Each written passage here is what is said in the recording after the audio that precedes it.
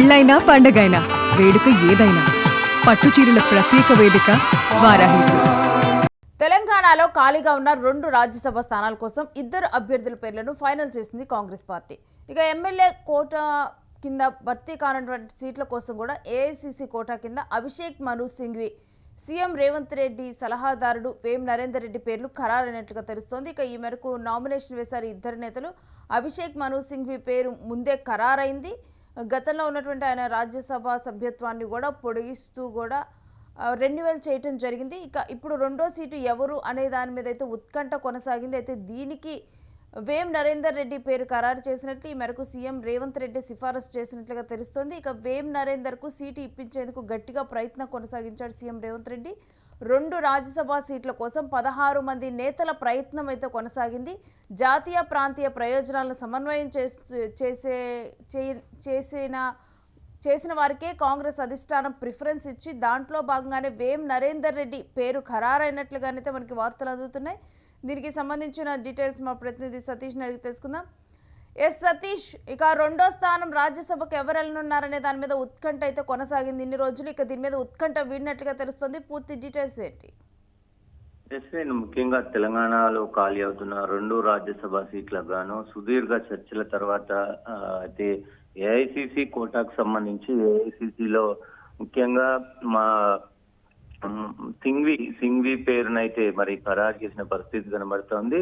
ముఖ్యంగా ఆయన ఏఐసిసి కోటాలో సీనియర్ న్యాయవాదిగా అభిషేక్ మను సింఘ్వి చాలా సేవలు అందిస్తున్నారు. ఇప్పటికే ఆయన ముఖ్యంగా ఉన్నారు. దాన్ని పొడిగిస్తూ కూడా అంటే రాజ్యసభకు సంబంధించినటువంటి చట్టబద్ధంగా ఉన్నటువంటి ఆయన ఇప్పటికే మళ్ళీ ఆయన పదవిని పొడిగిస్తూ కూడా సో ప్రస్తుతం ఆయనకే మళ్ళీ ఆ సీటును కట్టబెట్టే ప్రయత్నం చేశారు ఏఐసిసి. ఎందుకంటే ఇటు మొత్తం న్యాయపరంగా కానీ కేంద్రంలో ఉన్నటువంటి కీలక కేసుల పైన సుదీర్ఘ కాలం పాటు సుప్రీంకోర్టులో ఆయన పనిచేస్తా ఉన్నారు. కాంగ్రెస్ పార్టీకి అత్యంత సన్నిహితుడుగా కాంగ్రెస్ పార్టీకి అత్యంత కీలకమైన వ్యక్తిగా సుదీర్ఘకాలం పాటు మనీష్ సింఘ్వి పనిచేస్తా ఉన్నారు. అయితే అదే కాంగ్రెస్ పార్టీకి సంబంధించినటువంటి ప్రతి ఒక్క కీలక కేసును కూడానే ఆయననే వాదిస్తున్నారు. కాబట్టి సో మరోసారి కూడా ఆయనకు ఏఐసిసి కోటాలో మనీష్ సింఘ్విని మరి పొడిగిస్తూ కూడా ఈ నిర్ణయం తీసుకున్నారు. ఈ మేరకు ఈ రోజు ఆయన నామినేషన్ వేయనున్నారు. దాంట్లో రేవంత్ రెడ్డి, మహేష్ కుమార్ గౌడ్, మంత్రులు, ఎమ్మెల్యేలు అందరూ కూడా పాల్గొనే అవకాశం ఉంటుంది. ముఖ్యంగా దాని తర్వాత రాష్ట్ర కోటాలో అటు దేశ కోటాలో మనీష్ సింఘ్వికి ఇస్తే రాష్ట్ర కోటాలో ఇక్కడ అత్యంత సుదీర్ఘ చర్చల తర్వాత దాదాపు 32 మంది కీలకమైనటువంటి నేతలలో షార్ట్ లిస్ట్ చేశారు. షార్ట్ లిస్ట్ చేస్తే దాదాపు 16 మంది పేర్లు అధిష్టానానికి వెళ్ళినాయి. 16 మందిలో మొత్తం కూడా ఇటు రాష్ట్ర ప్రయోజనాల కోసం ఎవరైతే కష్టపడ్డారో, ఎవరైతే సుదీర్ఘకాలంగా పార్టీ కోసం కష్టపడ్డారో, ముఖ్యంగా పార్టీ లైన్ కానీ పార్టీ కోసం కానీ పార్టీ అధికారంలోకి రావడానికి కానీ పార్టీ అధికారంలోకి వచ్చిన తర్వాత పలు కీలక నిర్ణయాలు తీసుకోవచ్చు.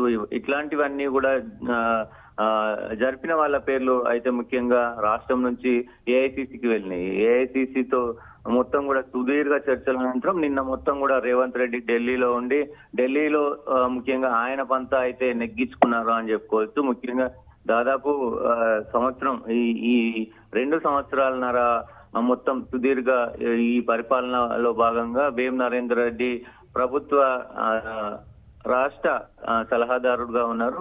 దానికి సంబంధించి ఆయన గతంలో ఆయన మాట ఇచ్చినారు, నీకు ఏదో ఒక పదవి ఇచ్చి ఇది చేస్తాం, ఎందుకంటే సుదీర్ఘ కాలంగా కాంగ్రెస్ పార్టీలో సేవలు అందిస్తా ఉన్నారు. సో అత్యంత సన్నిహితుడు రేవంత్ రెడ్డికి అన్ని విషయాల్లో చేదోడు వాదోడుగా ఉంటాడు. పార్టీ కోసం నిరంతరం కష్టపడే వ్యక్తి కాబట్టి సో ఆయనకి ఇచ్చి ఆయన రేవంత్ రెడ్డి పంతా కూడా నెగ్గించుకున్నాడు. పంతా నెగ్గించుకోవడంతో పాటుగా అయితే ముఖ్యంగా సన్నిహితుడిగా ఉన్నటువంటి ఆయనకు కూడా మరి దీన్ని ఇచ్చుకోవడం కూడా మరోసారి స్పష్టంగా కనబడతా ఉంది. ముఖ్యంగా రేవంత్ రెడ్డి నమ్ముకున్న వాళ్ళకి ద్రోహం చేయడు, నమ్ముకున్న వాళ్ళకి ఏదైనా చేస్తాడు అనే దానికి ఇది ఒక నిదర్శనం. సతీష్, ఇప్పుడు ఇంతమందిలో కూడా వేం నరేందర్ పేరు అధిష్టానం సెలెక్ట్ చేయడానికి అంటే 2017లో తాను రేవంత్ రెడ్డితో పాటు కాంగ్రెస్లోకి వచ్చిన తర్వాత తాను అంచెలంచెలుగా ఎదిగినటువంటి విధానమే ఆయనకి ఇప్పుడు ఇది కలిసి వచ్చేలా చేసిందా?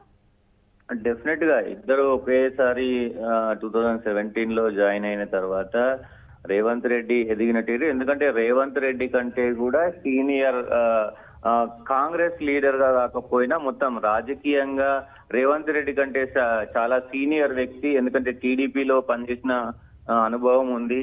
అట్లా మొత్తం కూడా అనుభవం ఉంది. ఆయన రేవంత్ రెడ్డి జడ్పీటీసీగా పనిచేస్తున్న సమయంలో ఎమ్మెల్యే క్యాండిడేట్ గా కూడా వేం నరేందర్ రెడ్డి ఉన్నారు. సో ముఖ్యంగా ఇట్లా సుదీర్ఘ అనుభవం.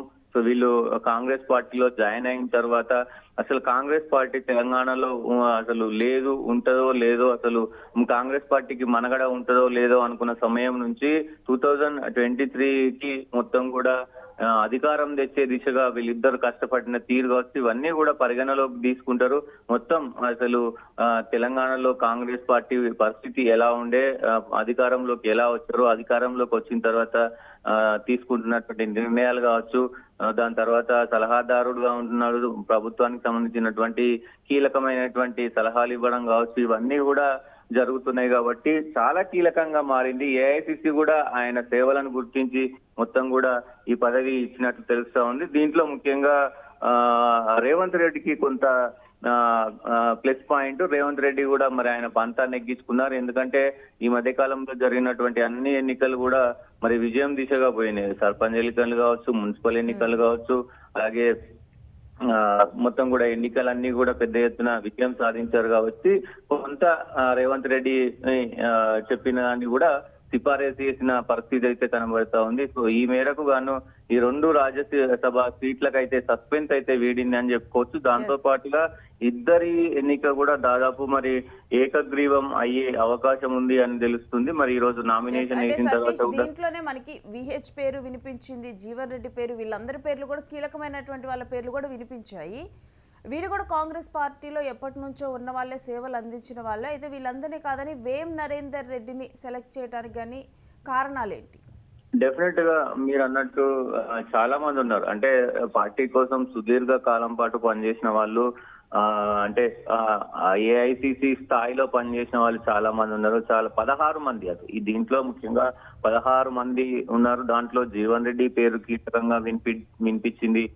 బీసీ కోటాలో అటు విహెచ్ పేరు గాని, మధు యాష్కి గౌడ్ పేరు గాని, ఇట్లా కొంతమంది పేర్లు చాలా స్పష్టంగా, వంశీచంద్ర రెడ్డి గాని, వీళ్ళందరి పేర్లు కూడా వినపడిన పరిస్థితులు కనబడుతున్నాయి. కానీ రేవంత్ రెడ్డికి ఉన్నటువంటి ఏదైతే కొంత వెసులుబాటు ఉందో, రేవంత్ రెడ్డి ఇప్పుడు ఈ మధ్య కాలంలో అన్ని ఎన్నికలు గెలిచాడు. రేవంత్ రెడ్డి కొంత రాష్ట్రాన్ని శాసించే స్థాయిలో ఉన్నాడు. కాబట్టి ఏఐసిసి కూడా కొంత ఆయన పేరు ఏదైతే ఆయన చెప్పినటువంటి పేరుని కొంత సిఫారసు చేసే అవకాశం ఉండదు. కాబట్టి ఇక్కడ కీలకంగా ఆయన రేవంత్ రెడ్డి చక్రం తిప్పారని చెప్పుకోవచ్చు. ముఖ్యంగా సేవతో పాటు ఆయన చెప్పిన విధానాన్ని కూడా ఏఐసిసి పరిగణలోకి తీసుకోవాల్సిన అవసరం ఉంటది. కాబట్టి ఆయన పేరునే వేం నరేందర్ రెడ్డి మీద ఇప్పటికీ కూడా అధిష్టానంలో కూడా ఒక ఇంప్రెషన్ అనేది ఉందని చూడొచ్చు. ఎందుకంటే ఈ ఎలక్షన్స్ అన్నిట్లో కూడా, మున్సిపల్ ఎలక్షన్స్ లో కానీ వీటన్నిటిలో కూడా వెనక ఉండి తాను వ్యూహాన్ని రచించినట్లుగా కూడా ప్రచారం జరిగింది. ఇక ఇది ఈ ఇంప్రెషన్ కారణమా? డెఫినెట్ గా రేణు, ముఖ్యంగా గతంలో 2023లోనే ఈ ఎమ్మెల్యే సీటును ఆశించారు. ఏఐసిసి కూడా అప్పుడు కొంత ఈ ఎమ్మెల్యే సీటు కాకుండా కొంత మీకు వేరే పదవి ఇస్తానని హామీ ఇచ్చినట్లు కూడా మరి రాజకీయ వర్గాల్లో అయితే చర్చ నడుస్తుంది.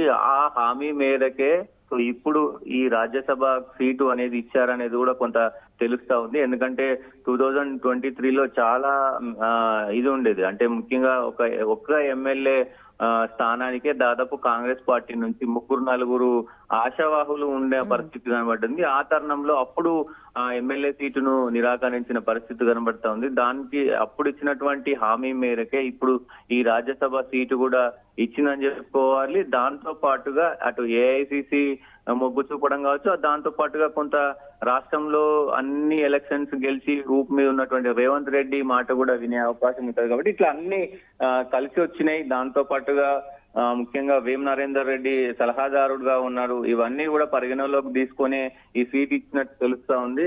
సో దాంతో పాటు ఇప్పుడు మరి దాదాపు వీళ్ళిద్దరూ కూడా మనీష్ సింఘి కావచ్చు, వీళ్ళు వేం నరేందర్ కావచ్చు, వీళ్ళిద్దరూ కూడా ఏకగ్రీవం అయ్యే అవకాశాలే కనబడతా ఉన్నాయి. ఎందుకంటే 66 సీట్లతో మరి కాంగ్రెస్ పార్టీ ఉంది. దాని తర్వాత మిత్రపక్షాలను యూజ్ చేసుకొని కూడా మరి ఏకగ్రీవం చేస్తారా, ఎట్లా ఉండబోతుంది అనేది అయితే చూడాల్సిన అవసరం అయితే ఉంటుంది. దాదాపు ఏకగ్రీవం అయ్యే అవకాశాలు అయితే కనబడతా ఉన్నాయి.